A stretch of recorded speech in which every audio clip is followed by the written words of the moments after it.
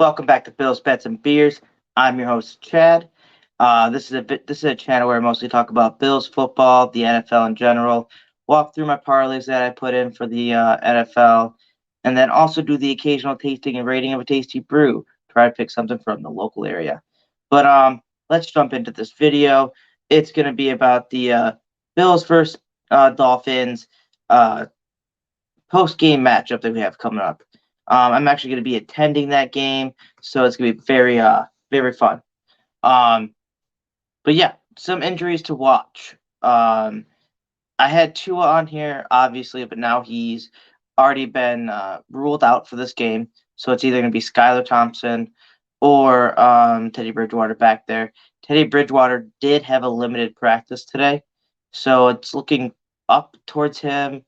I would think they would put the veteran in there, but I'm not sure if they've liked Skylar's or his play up to this point more. So obviously that's going to be the big I think that's gonna be up in the air. I don't think they're gonna need any starting QB until the game starts. Um, then you have the offensive tackle Tron Armstead, the big free agent pickup they had for the offensive line. He's been injury plagued this year as well. He didn't participate again on Wednesday, and he wasn't in the game last week. So huge for them. He's a big piece of their O line. Ed Oliver and them should be able to eat back there. I think we should be able to get pressure with a four-man rush. Um, just a normal, natural pressure and get a couple sacks against who's ever back there. Then you have running back Raheem Mostert. Um, he hurt his thumb last week, so it's gonna be interesting to see him back in there. I don't know, he just ran through the Bills last time they faced in weeks. I believe it was week 15. Yeah. So I mean, a little bit to worry about there, to be honest. But if I'm being brutally honest, I think it was mostly because of scheme. We said, "Hey, let them beat us in the run, not the pass," and that's what they almost did. So, um, it'd be interesting not to see him back there, but their backup's not horrible either. And that's gonna be it. But oh yeah, Raheem Mostert didn't participate today, so definitely maybe it's resting, maybe it's make CMV be able to play, but we'll definitely get a little bit more information in the past couple days. But let's get into those storylines and matchups. So, first one I have on the list, the Bills front seven, or the Bills defense really, but the front seven pass rush, um, versus the Miami quarterback. I know they don't face each other. I know they don't like. They are going against each other. Great, you would normally say the O line without like Armstead and stuff in there, but there are two different players back there, and they're gonna have to know how to put the pressure on them. And I'm not sure if Skylar Thompson's the person to run, but usually as a younger QB, he's going to be a little bit more active out there. And Teddy Bridgewater should try to take off a little bit either.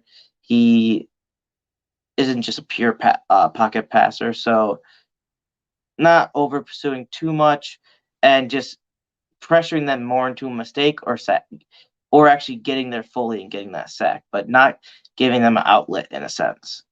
Because there's definitely been some issues with tackling with the defense lately. So definitely just keeping the pressure in there, and if you can go in for the kill, go in for the kill. But it's gonna be a very fun matchup because like I said, I'm leaning towards Teddy being in there, but who knows at this point. Um, if Thompson plays, I think it's really more of a wrap. But even with either of those quarterbacks, it's going to be very difficult for the Dolphins to win this game. Um, then you have the Bills secondary versus Tyreek Hill, Waddle, and the crew back there. Um, so they do have Jeff Wilson Jr. too. He's a good running back. Definitely good passing back. I had him in fantasy before and after he went to the Dolphins. Um, Even without Tua back there, these wide receivers could take advantage of our cornerback play. We haven't been playing that great as of late. I mean, we let the New England Patriots pass all over us. It wasn't like, oh, 300 plus yards, but for Mac, 265 is a lot of yards. And he was damn near perfect in that first half. At one point, he was like 15 to 15, 17 to 17. That shouldn't be happening against what I thought we had a really solid, obviously secondary, but it's been a little bit lackluster with the injuries that we've had lately. But big thing for our secondary, obviously he's not going to be in there this week, but you have Poyer. He's back off IR, so he's going to help strengthen that. Once we get past this game, I could see him coming in that divisional round, and that would shore up our secondary a little bit for us. Next up I have is Bills running backs need to be let loose. Not like do whatever they want, but we can't be giving the same amount of carries or maybe one less to Allen. I know everything is like it's not schemed up that way all the time for him to get all these runs, and it's a lot of like RPOs and things like that. But you got to think about it. You got to see like yeah, the pocket collapses, he can run out and do stuff like that. That's fine. But if it's an option like a run play option where he has an option to either go himself or give it to the running back, we have to be giving to the running back more because we need to see their production because they have it. I mean, Cook is averaging over 5 yards a carry. Devin Singletary is around 4.6 towards 5 as well. So, I mean, it's not like they're lacking in production. I think we just have to get that going. And also, it keeps Allen safe, and he doesn't have to run all the time. And I think against a team like how the Miami Dolphins are now, they're not going to be wanting him running out anyways. So that's going to be against the game plan is stopping him from running. And hey, let's give that to him. Let's pass on him. Let's have everyone else running the ball. Let's have him guessing who is Allen going to run this one, or is it actually going to go to the running back and get those big holes for the running back because they're going to go after Allen. So definitely something big to see in this game because we're going to need that running game going further into this postseason, especially if you want to get past the divisional round, which is most likely going to look like it's going to go to against the Bengals. But yeah, like it'd just be nice to see the running backs get their touches, especially Cook because he's been cooking pretty well. Then you have Allen's decision making in the red zone. It's like beating a dead horse. You have to keep bringing it up. It's a little pointless at this point, but you can't not mention it. We can't afford to have those mistakes made in the postseason. I mean, the Phins, even without Tua, yes, they're less of a powerhouse, but they still have those wide receivers back there. And at any point, if they have more than 3-4 yard separation, any quarterback can throw a ball down there to get them that. And Tyreek's fast enough to make up the speed, or if he has to come back, he's good enough to make a 50-50 catch. So it's definitely worrisome. Allen having all these red zone picks. I just don't want to see that happen in the post game because it's something where it's gonna kill us. One of these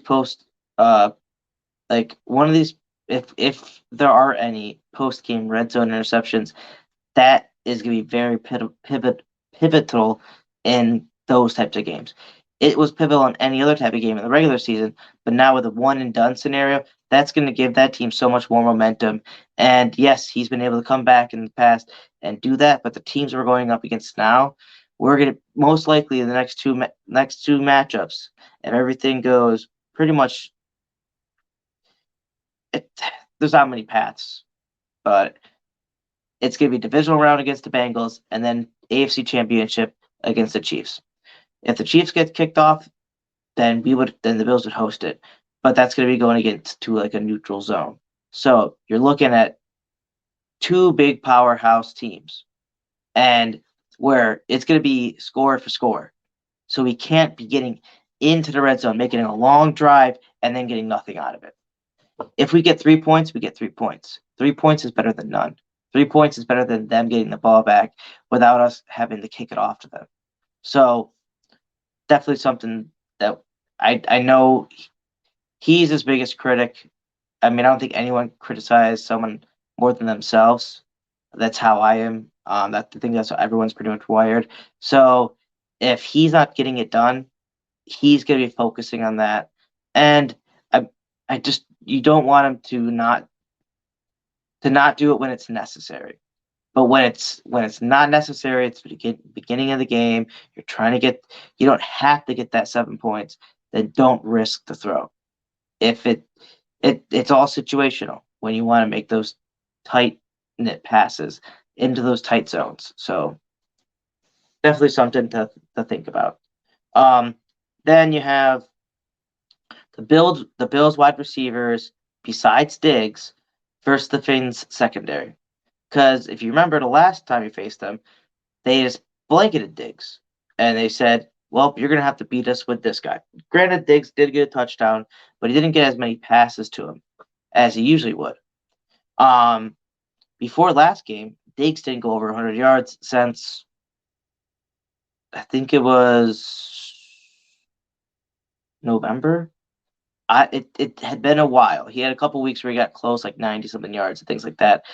But he hasn't been getting as much because teams have been blanketing him a lot. And when you get blanketed all the time, that gives opportunities to everyone else. And you say, hey, if they're going to do this to you, we're going to be spreading the ball around. And then later on in the game, when we're spreading the ball around so much and they quit on that, that's when you're going to get the ball. So I just, I think they're going to do the same scheme they did. They'd be dumb not to. Gabe Davis has to come up big like he did in postseason before. He's going to have to get some touchdowns, and quit dropping them because that would really help us. Obviously, he doesn't mean to, and it's not harder than it looks. I wouldn't be able to go out there and do anything like that, but they're professional athletes and you shouldn't be dropping certain balls that come your way. So he has to step up big. Shakir's already stepping up big as well. Um, do we see John Brown and Cole Beasley in this game, or are we only going to see one of them? If I was Batman, I would say John Brown's coming in because Shakir and McKenzie have been looking decent. So, and then also Knox has been playing very well. So, definitely be very interesting. But we need to see a big step up from these wide receivers where they're catching all the balls they need to, catching those hard passes, and not tipping anything so it gets into like interception or like a turnover or anything like that. But let's get into the next topic. It's going to be some hot takes. I always like to add these into the videos because I think they're fun. I got 3 hot takes that could possibly happen. Obviously, they're called hot takes for a reason. They're not just like bets. So let's start off with Cook is going to be going over 100 yards rushing for the first time this year. He was a yard short earlier. I think it was, I forgot who they faced, but they were yard short. It was yard short earlier. Same thing with Singletary that game. I believe it was against the Bears. But that was massive.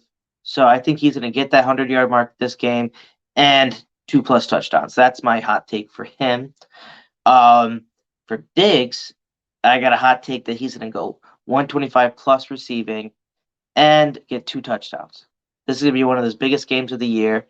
I know he's had like 1 or 2 touchdowns games if I'm recalling correctly. Maybe it was just 1, but he's going to get all the yards and get 2 touchdowns. Even with the blanketing. And then you have the third final one. Had to throw it in there because he got 2 last week. Hines will get either another kick return or a punt return this time in this game. I don't think they're going to want to kick to him back there, but if they do, and he gets an opening, he's going to be gone. So that's going to be fun to see in person this time. But yeah, that's it for the hot takes. I'll throw up on the bottom for now. Then let's get into my sponsors. I got my wife's if you get a chance, go check out my wife's Instagram account. It's her business page. It's Crochet with Elisha. That's Crochet WITHELISHA. She does a lot of cool stuff. She does hats, mittens, gloves, cardigans. I mean, anything you could think of, she's made it. Uh, she does all that stuff from infants all the way up to toddlers. She does booties for like little kids and all that type of stuff. She also makes beer koozies, bikinis, tops, bottoms, anything, anything you could possibly think of. She's made like dolls and stuff like that, blankets. Shoot her a message. If it's clothing, she might need some like measurements and things like that. And if it's a blanket, saying what size you'd like it, king, queen, so she knows how much you're already getting. Also, what to shoot you guys a message saying the cost of it would be, especially then let her know where it's going to as well, so she can get a shipping idea too. Then you got my buddy, Mr. Nasty Time, right down there below. um, he's got his own YouTube channel as well. He's been doing a lot of streaming lately for like video games. He was doing Twitch, but he recently switched to YouTube. So he's been doing a lot of like Modern Warfare 2. I forgot what he was doing, that Mass Effect collections. He's doing a lot of Madden franchise as well, and just doing a lot. He does all different types of games, and usually he has someone in the chat talking with him, and that chat gets pretty wild, so I definitely wouldn't let like younger kids listen to it, but definitely fun for the adults to hear and just hear all the chatter and stuff going on. So check out his channel. He does some NFL content as well. He does some MMA, does a little bit of everything. Even arm wrestling because he's big into that now. So go check that out. Very knowledgeable in everything he's talking about.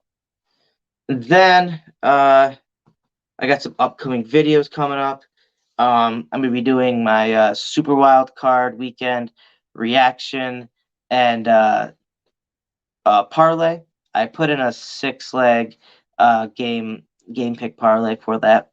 So I'll walk through that and walk through my steps and do some like little looking at the layout of the postseason at the moment. Then you have my Super Wild Card weekend same game parlays. I'll be dropping that most likely on either Thursday night, Friday morning.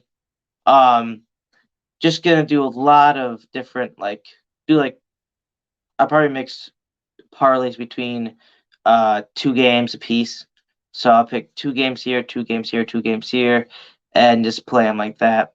So that'd be pretty interesting. Just mix them into put 2 same game parlays into one big parlay. So that'll be fun to get out there. And then the Bills versus Dolphins post game recap. But that's going to be it for me. If you have any feedback, negative, positive, leave me a comment. Comments are always welcome. If I'm wrong with what I'm saying and say, hey, that kind of didn't age well, let me know. I'm all up for it. I'll definitely give you a message back and give you a like in your comment because I always enjoy comments on my videos. So that's going to be it for me though. Peace out and go Bills.